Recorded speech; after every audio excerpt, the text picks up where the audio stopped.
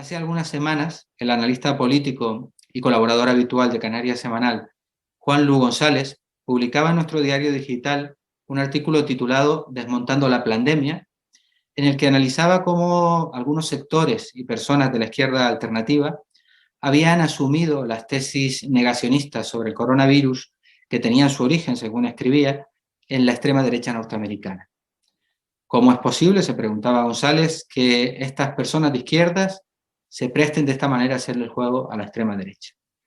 Para que sea él mismo quien pueda responder a esta pregunta y a otras relacionadas con este fenómeno, conectamos hoy con el autor de este artículo. Buenos días, Juanlu, y muchas gracias por atendernos nuevamente para hablar sobre este tema que nos parece realmente importante. Gracias a vosotros, Chris, por invitarme, y aquí estoy a vuestra disposición como siempre. Devolviéndote una de las preguntas que hacías en tu artículo, Juanlu, ¿a qué crees tú que se debe este fenómeno que planteas en tu texto y que mencionábamos en la introducción de la entrevista? ¿Crees que realmente se puede hablar de que existe un negacionismo de izquierda? Bueno, yo sí pienso que existe un negacionismo de izquierda, y creo que quizás hasta en auge, ¿no? Creo que este fenómeno puede entenderse en parte porque hay un gran descreimiento de los medios de comunicación tradicionales y de la información que viene de los poderosos, ¿no? Que a todos nosotros y nosotras nos provoca dudas razonables siempre, o una gran desconfianza, ¿no? Sobre todo, no sé, a los que nos dedicamos a la contrainformación, que estamos bastante acostumbrados a tirar de fuentes alternativas todo el rato, a leer entre líneas, o estamos acostumbrados a buscar información escondida que de verdad no quieren que se maneje, ¿no? Pero, vale, sin embargo, partiendo de ahí, llegar a afirmar que los hospitales están vacíos, que hay millones de personas mintiendo en el país, de médicos, de celadores, de enfermeras, o sea, decir que hay un plan para asesinar a millones de personas en los hospitales, o otros dicen que hay un plan para matar a millones de personas con vacunas, que nos van a meter un chip para controlarnos gracias al 5G, digo, más controlados todavía, o no sé qué historias más, porque es que realmente cada día se inventan historias nuevas y teorías nuevas, no tiene de verdad ningún sentido y es absolutamente absurdo. Pero entonces, ¿tú crees que estas personas de izquierdas, incluso anticapitalistas, que están asumiendo el discurso negacionista, lo hacen solamente por esa tendencia, esa costumbre de no aceptar las explicaciones oficiales, por así decirlo? Porque algunas han llegado al punto de que, por ejemplo, durante la borrasca Filomena, reproducían las opiniones de algunos internautas que decían que no estaba cayendo nieve en la península ibérica, que estaba cayendo plástico, y decían que nos engañan en todo. Entonces, no faltará también cierta formación cultural en estos sectores que sea la que permita diferenciar entre tener una postura crítica y asumir cualquier tipo de planteamiento alternativo, por alocado que este sea. Yo la verdad es que he visto a mucha gente que durante vamos a llamar las dos primeras olas, se mantuvo bastante fría, y ver cómo ha ido flaqueando conforme iba avanzando la pandemia. A medida que se van alargando las restricciones, cuando sobre todo la gente no ve un final claro de la historia, ¿no? Y esa vuelta a la nueva normalidad nunca llega. Pues esto le va generando de verdad mucha ansiedad y un rechazo cada vez más fuerte, que desemboca en ya cada vez en abrazar la locura más grande, cuanto más absurda es mejor, ¿no? Obviamente, como tú dices, es más fácil que esto ocurra en personas que no tienen conocimiento científico o que no tengan una cultura sólida, ¿no? Sin embargo, a veces hay excepciones que nos pueden dejar patidifusos. Grandes intelectuales de la izquierda con decenas de libros publicados, traducidos a un montón de idiomas, que caen en brazos de la secta y se tiran a remedios absurdos, etcétera. De verdad en fin, prefiero ni dar nombres, ¿no? Pero además es que también sucede que la línea que separa el criticismo, el espíritu crítico, la duda metódica, ¿no? Como forma de abordar problemas, de caer luego en conspiraciones o en tentaciones conspiranoicas, la verdad es que esa línea es muy fina, ¿no? Sobre todo cuando algo te afecta directamente y el run run te llega todos los días, ¿no? Fijaros que si nos podemos a sumar teorías de estas, pues según algunos nos están fumigando desde aviones para controlarnos la mente. Otros dicen que nos están envenenando el agua para convertirnos en ovejas dóciles. Otros dicen que para convertirnos en homosexuales están echando flúor, no sé qué, al agua. O sea, hay millones de teorías de estas que no son nuevas, pero que ya digo, cuando nos afecta en lo personal y nos jode la vida, nos limita y nos coarta nuestra libertad, porque eso sí está sucediendo, por el personal sobre todo, cuando se ve que no hay fin, empieza a darle al coco y a caer en historias absolutamente extrañas, ¿no? Hay otro aspecto de tu artículo interesante, Juanlu, y es que planteabas de alguna manera que si una persona de izquierdas cree que no hay ninguna pandemia, sino que lo que estamos sufriendo es una gran conspiración mundial, una gran pandemia, entonces debería denunciar también a países como Venezuela o Cuba, que estas personas, pues, lógicamente suelen defender, porque entonces estos países estarían participando de esa conspiración. Tú decías algo así como nadie en su sano juicio desde la izquierda real puede creer que Cuba está imponiendo a su población medidas innecesarias o que está complotada con las multinacionales. Y tienes razón, casi nadie de las personas que desde la izquierda creen que sufrimos una pandemia plantea esto. Pero hay excepciones. Por ejemplo, hace poco leíamos un artículo de Juan Manuel Olarieta, que es un comunista y defensor de presos políticos, que decía, en Cuba no hay pandemia, pero el gobierno hace como si la hubiera. Según él, por intereses que tenía el gobierno, por ejemplo, de vender la vacuna a otros países. A ver, la verdad es que tuve ocasión de leer el artículo y la verdad es que no me parece en absoluto nada serio, ¿no? Es un argumentito que está cogido con pinzas y que no se sostiene el más mínimo análisis, ¿no? Yo ejemplificaba a Cuba como país más profundamente socialista, ¿no? Pero efectivamente, bueno, sí, sabemos que Cuba tiene una industria de salud muy potente. Pero sin embargo, Venezuela no tiene una industria de salud que va exportando por ahí, que vive de eso, como este hombre achaca, ¿no? Venezuela no va a exportar vacunas a nadie y sin embargo también está tomando medidas similares. Pero lo mismo podríamos hablar de otros países, podríamos hablar, no sé, de Nicaragua, por decir alguno más, o con lo que está haciendo ahora mismo Bolivia. Yo creo que, en fin, hay que hablar un poquito en serio. Conociendo cómo se conoce a Cuba.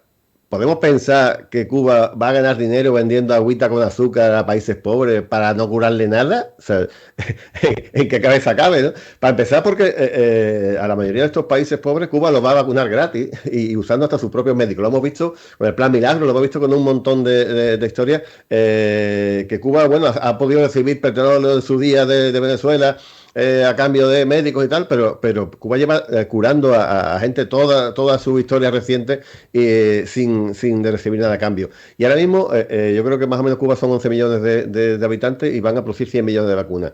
Yo creo que deberíamos estar partiendo de las manos, aplaudiendo al espíritu solidario de la isla y no diciendo que va a ganar dinero con esto, porque todo el mundo sabe que Cuba no va a ganar dinero con esto, va a ganar prestigio, va a seguir ganando, poniéndose en la cumbre de los países solidarios del mundo. Pero desde luego no se sostiene porque hay otros países que están haciendo lo mismo y que no tienen,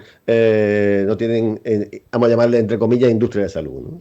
De todas formas, Juanlu, más allá de todas las teorías conspirativas o sobre esa supuesta pandemia de la que algunos hablan, lo que sí es cierto es que hay cuestiones reales que hacen que la gente dude, sino que duden de que existe el virus, porque para saber que existe el virus basta con ver cómo han estado y están los hospitales o las morgues llenas de cadáveres.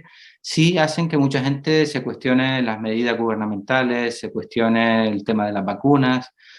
Sin ir más lejos, la gestión que han hecho los gobiernos occidentales de toda la pandemia, anteponiendo los intereses de las empresas a la salud de la gente, incurriendo en cantidad de contradicciones, haciendo del tema de la pandemia un objeto de electoralismo y de lucha partidaria, todo esto lógicamente influye de manera negativa. Claro, se han cometido miles de errores con la pandemia, miles. Y creo que no debe ser nada fácil para la población, para ninguno de nosotros y nosotras, enfrentarse a tanta improvisación, a tanto ruido mediático, a tanta pelea política, a tanto cambio de opinión, a veces interesado o a veces desinteresado o por pura ignorancia. Todo eso no ayuda a tener una idea clara. Yo personalmente he sido muy criticado por pedir cierres más duros. Y es que no creo en la dicotomía salud y economía. Elegir hoy la apertura total equivale a parar la economía mañana. Así es que a repetir otra vez los triajes de guerra, donde se dejaba morir a la gente en sus casas, donde se dejaba morir a la gente en las residencias. Yo creo que el Estado se ha equivocado, vamos, no solamente el Estado español, sino prácticamente todo Occidente, ¿no? Se ha jugado con mantener la máxima apertura posible de la economía sin colapsar a los hospitales y además salvando fechas concretas para relajar un poco las pérdidas económicas que eran más o menos que siempre podían prever, ¿no? Y claro, ¿eso qué significa? Pues eso equivale a empantanar una situación mucho más tiempo del deseado y que al final las pérdidas se vayan eternizando y los perjuicios se vayan eternizando. Pero entonces, lo que ha sucedido no se podría decir que tiene más que ver, lo que ha sucedido en Occidente concretamente, no se podría decir que tiene más que ver no con errores propiamente, sino con la forma en la que se han impuesto determinados intereses, los intereses cortoplacistas de las patronales, por encima de los intereses de la mayoría de la población, porque, por ejemplo, el gobierno español, como otros gobiernos europeos, a estas alturas tiene experiencia de sobra para saber lo que podría hacer, lo que tendría que hacer, y no lo hace. Entonces, y además tienen el ejemplo de China, donde lo que hicieron fue hacer un confinamiento duro, corto, de 2 meses y medio, paralizando totalmente la economía, en Wuhan concretamente, y esto es lo que les ha permitido ahora abrir la economía y actuar de una manera prácticamente normal. Fíjate, Chris, que después también de atacar bastante a China con ese tipo de medidas que tomaron, hace 3 o 4 meses un informe de economistas encargados por el Fondo Monetario Internacional dijo que desde el punto de vista económico eran preferibles cierres duros cortos a cierres laxos largos. Porque económicamente no se puede aguantar las pérdidas que conlleva estar mucho tiempo, como decía antes, empantanado con esta situación. Yo creo que China lo ha visto muchísimo más claro. También empezaron a reírse de China, que era mentira, que los datos que daban no eran tal. Y de pronto, bueno, se ve que Wuhan está la gente sin mascarilla, yendo a la discoteca, todo el mundo aglomerado, sin que pase nada. Pues ahora no saben exactamente cómo enfrentarse al modelo chino porque evidentemente nos deja a nosotros en muy mala situación, ¿no? Porque seguimos, un año después, seguimos todavía con una ola que hoy creo que se ha roto bueno, casi el número de muertos que hemos tenido en el día de hoy prácticamente es el récord de toda la pandemia, ¿no? Otra cosa, Juanlu, que también contribuye a dar cierta credibilidad a todas las teorías de los negacionistas y a quienes se oponen a las vacunas, concretamente, es el papel de las farmacéuticas. Esto ya lo conocíamos, pero ahora se ha vuelto a poner de manifiesto de una forma escandalosa. Todo lo que está haciendo Pfizer, AstraZeneca, con esos contratos secretos con la Unión Europea que no se pueden conocer, vendiendo las vacunas al mejor postor, mientras que hay otras vacunas, como la vacuna rusa, las vacunas chinas o la vacuna cubana, de las que no se habla, y si se habla es para restarle crédito. Claro, cuando empezó todo esto, muchos nos acordamos de lo que había sucedido con la gripe aviar, ¿no? Y es que se pillaron a un montón de expertos de la Organización Mundial de la Salud que habían cobrado millones de sobornos de Roche y Glaxo, que eran los fabricantes, ¿os acordáis de aquel Tamiflu, ¿no? Y del Relenza, que lograron venderle a Occidente por valor de 6.000 millones de dólares, ¿no? Que habían ganado en algo bueno, que hubo que tirar al poco tiempo, que no sirvió realmente para nada, ¿no? Lo de las farmacéuticas es que de verdad es de vergüenza. Por ejemplo, la Unión Europea ha pagado, y además una cantidad enorme, para el desarrollo de las vacunas, para que se puedan hacer en este tiempo récord, ¿no? ¿Y por qué las patentes de esas vacunas que se han pagado con dinero público siguen siendo privadas? Estamos hablando de muchos cientos de millones de euros. Creo que AstraZeneca solo y solamente en las ayudas para desarrollarla fueron 340 o 350 millones de euros, más el dinero que se aseguró en compra, otro montón de millones, ¿no? En fin, yo creo que la solución un poco a todo esto, sobre todo para los países del tercer mundo, o los países en vía de desarrollo, como se le quiera llamar, es que fueran medicamentos genéricos y que se pudieran fabricar con una serie de pautas muy concretas en laboratorios de todo el mundo absolutamente deslocalizados para que esto realmente fuera masivo, ¿no? La vacunación fuera general, porque tampoco vale para nada que nos vacunemos aquí en los países del norte y que siga habiendo focos permanentes en el sur, porque al final también nos va a llegar haciendo un efecto boomerang, ¿no? Y luego lo que dice, lo que pasó con la vacuna rusa, con la Sputnik, no tiene nombre. Estuvieron ignorando, o sea, ignorándola, riéndose de ella, se metían con Putin porque decía que esto era pura política, no sé qué.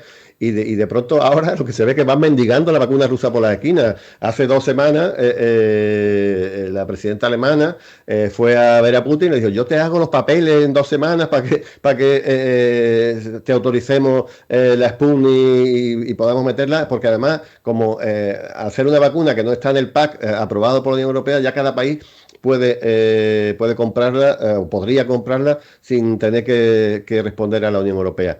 Y entonces, bueno, pues por eso la Merkel ahora mismo se está intentando adelantar a todo Dios para comprar la vacuna antes que nadie para, bueno, si la de AstraZeneca sigue siendo un fiasco o nos la siguen robando la de AstraZeneca para Reino Unido, para Israel, que por lo menos se tenga una alternativa, ¿no? Y lo que hizo, otra cosa que no ayuda a nada, fue lo que hizo el CEO de Pfizer, ¿no? Que publicando sin ningún tipo de datos científicos, sin ningún tipo de respaldo de ninguna revista como Lancet, Nature o cualquiera de estas, dijo que su vacuna era la mejor de no sé qué, que estaba ya, que no sé cuánto, y el tío lo que había hecho es que había vendido el 60% de sus acciones el día anterior, pegó un subidón brutal y se ganó 6 millones de euros en un rato con la complicidad de todos los medios de comunicación de todos los países del Occidente, ¿no? Cuando algunos se atrevían a decir algo, eran absolutamente barridos por la ola que decía que ya teníamos la vacuna, que ya no íbamos a estar todo inmunizados y que no pasaba nada, ¿no? En fin, este tipo de cosas nos ayuda a que la gente mantenga la cabeza fría y su capacidad de raciocinio, ¿no? Porque efectivamente hay mucho que denunciar de cómo se ha hecho esto y cómo se está haciendo, ¿no? Lo que han estado planteando y plantean algunas plataformas en defensa de la sanidad pública, en este sentido, es que habría que reclamar que los gobiernos compraran precisamente las vacunas que se hacen en laboratorios públicos. Claro, ahí tendríamos las vacunas chinas, que ya creo que ya tienen 3, las vacunas rusas, que ya tienen más de una, además de la Sputnik, que es la más conocida, y por supuesto la Soberana, ¿no? La Soberana 2, que es la cubana, la que parece que al final va a tener una difusión más grande. Cuando algo depende del tema económico, bueno, pues evidentemente yo creo, pero no, yo creo que está más que demostrado que si se va buscando el beneficio, no se va buscando, no es compatible absolutamente con el tema de buscar la salud, ¿no?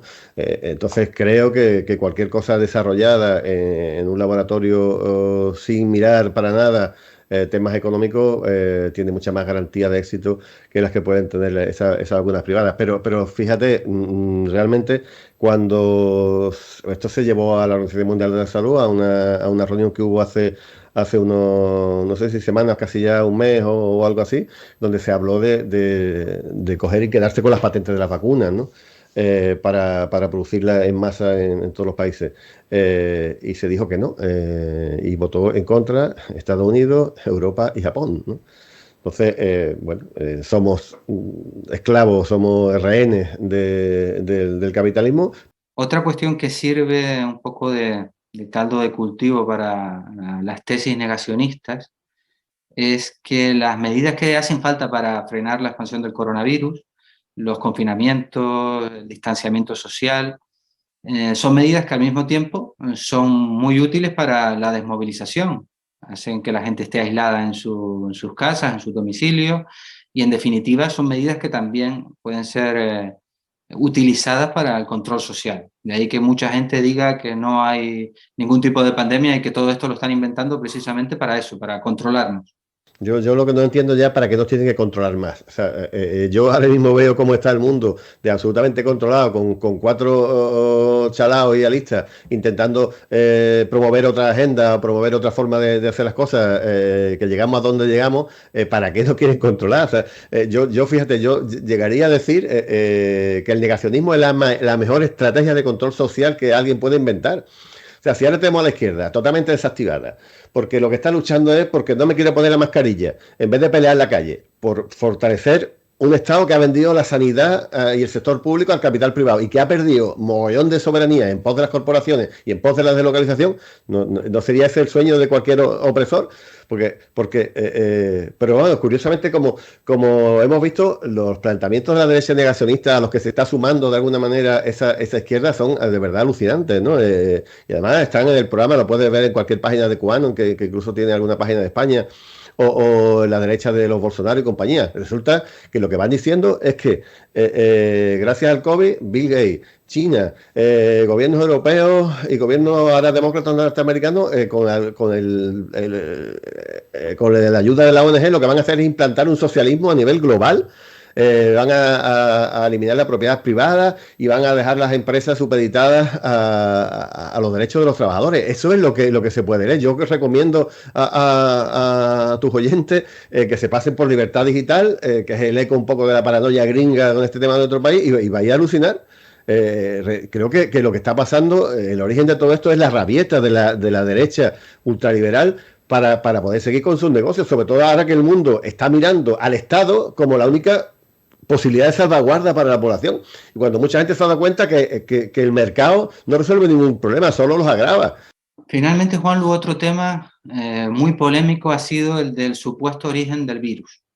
Hay quienes han dicho y todavía dicen que este virus lo crearon los chinos en un laboratorio, aunque los chinos fueran los primeros afectados.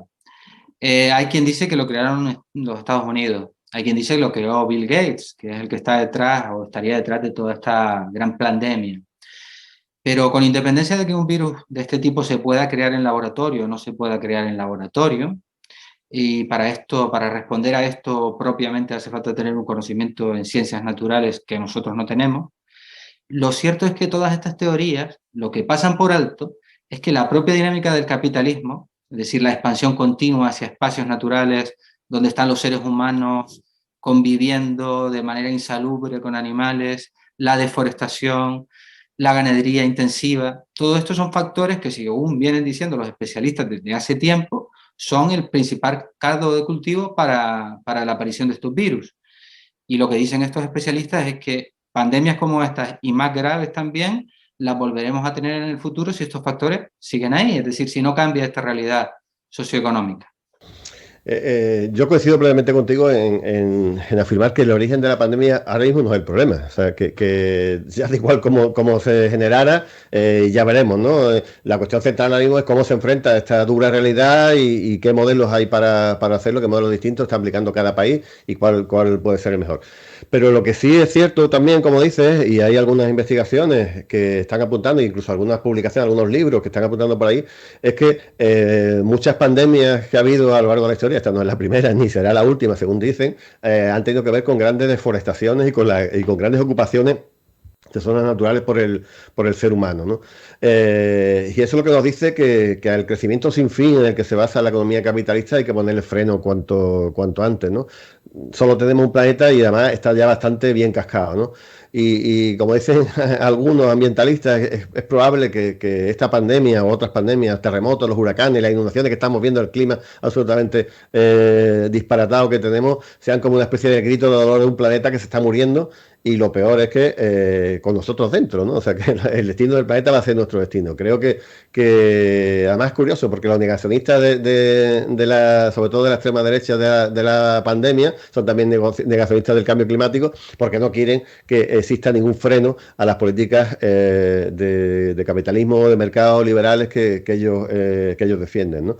Y creo que por ahí tenemos que ir también en la denuncia de lo que está sucediendo, que tenemos que cambiar un poco nuestra relación con la naturaleza y que solo hay un planeta finito y que el crecimiento sin fin sería en un mundo sin fin, pero nuestro planeta cada día nos estamos dando cuenta de que es más pequeño, está más limitado, las fronteras son más chicas y que no podemos seguir reventándolo como estamos haciendo en estos últimos años, ¿no?